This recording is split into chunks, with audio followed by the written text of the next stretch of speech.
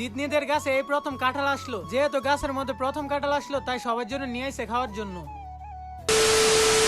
সকাল 10টা বাজে পাড়ার টেবিলের মধ্যে আসি, এখানে এসে দেখি শাহিন এই মনে পানির মধ্যে নামতাছে। আর এই কাঁঠালটা ছিল গাছ পাকনা, এই কাঁঠালটাকে রাগিবা মাঝখান থেকে ভাঙতাছে। ভাঙার পরে সবাই হাতে হাতে নিচ্ছে কাঁঠালের কুশ। আর সত্যি অনেক মজা ছিল এই কাঁঠালটা। আপনারা যদি শহরের মধ্যে থেকে থাকেন তাহলে এরকম মজা আপনারা কখনোই উপভোগ করতে পারবেন না। মানে বন্ধুদের মাঝে ছোট একটি পার্টি অথবা কোনো কিছু এনে খাওয়া, এটার মজাই অন্যরকম। যেহেতু এটা গাছ পাকনা কাঁঠাল ছিল তাই এটার মজাই ছিল অন্যরকম। পরবর্তী ভিডিও কি আমার আঞ্চলিক ভাষায় করব, অবশ্যই কমেন্টের মধ্যে জানিয়ে যান। আমাকে অনেকে ইনবক্সের মধ্যে বলেছে তোমার আঞ্চলিক ভাষায় তুমি একটি ভিডিও করো, মানে ভিডিওর মধ্যে ভয়েস ওভার দেওয়ার জন্য।